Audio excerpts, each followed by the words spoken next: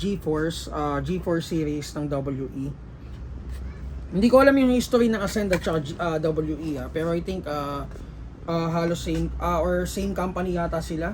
So kasi kung makikita mo tong Deadpool guys, copy siya ng GeForce.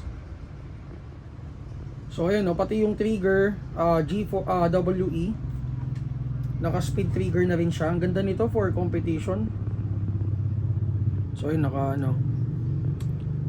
And guys, ito nakikita nyo naman fiber optic sights. Ang wala lang sa kanya is yung skull dun sa may barrel, yung trademark ng GeForce. Pero same siya with the camo. Kung nakita nyo na yung blue camo na G17, same naman sila. And naka fiber optic sights, front and rear sight. So sa taas guys, nakikita nyo to, may mga gasgas siya dyan. Ano yan out of the box ganyan na. So parang may mga gas.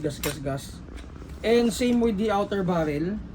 So wala magtatanong sa akin if normal to Normal talaga to kasi out of the box ganyan na puro gas talaga. So talagang ano to, ito yung design niya talaga. So naka-magwell na rin siya guys. Barrel niya is threaded. Threaded ba? Okay, so threaded. So shinure ko lang para hindi tayo magkamali. And nakikita nyo may mga markings siya. Loaded with markings.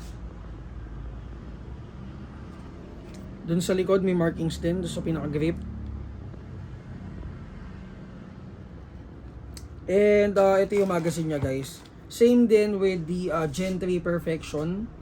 Talagang copy sila, magkaiba lang sila ng colorway.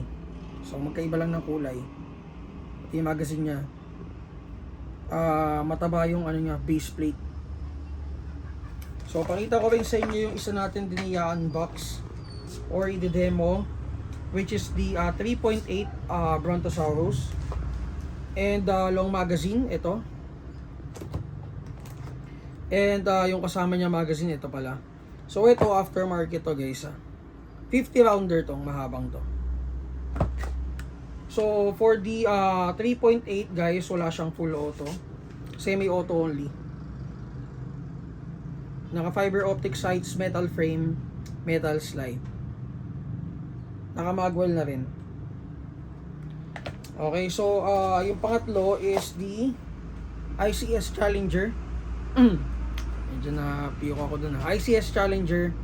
Ito guys, one of the best pistols or high kappa units na meron tayo. So may note pa dito. Dapat to ang gagamitin at .30 para mailabas niya yung magandang performance niya. So may mga ganong unit no, kailangan gagamitan ng mas mabigat para mas maganda yung performance. Okay? So by the way, TM spec pala to. So TM spec maganda or may mga aftermarket parts.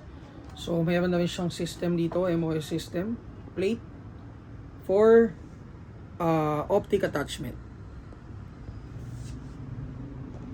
Okay, so test natin guys kung ilang FPS siya out of the box.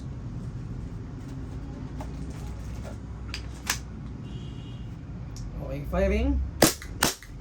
Deadpool 319, 321. Okay, so yan guys, ang ganda. Okay, next, ito, itest na rin natin yung long magazine niya.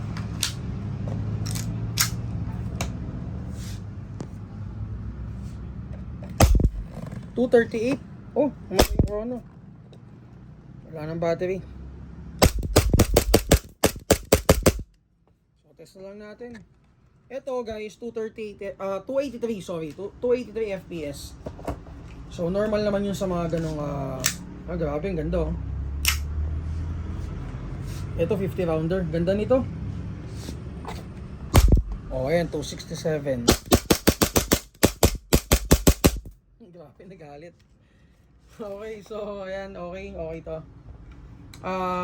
Nasa 280 siya, I think 280 to 290 FPS kasi yung unang FPS niya doon 283 out of the box. And punta tayo dito sa ICS Challenger.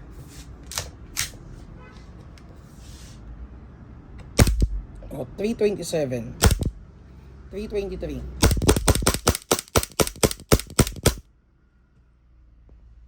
ICS Challenger.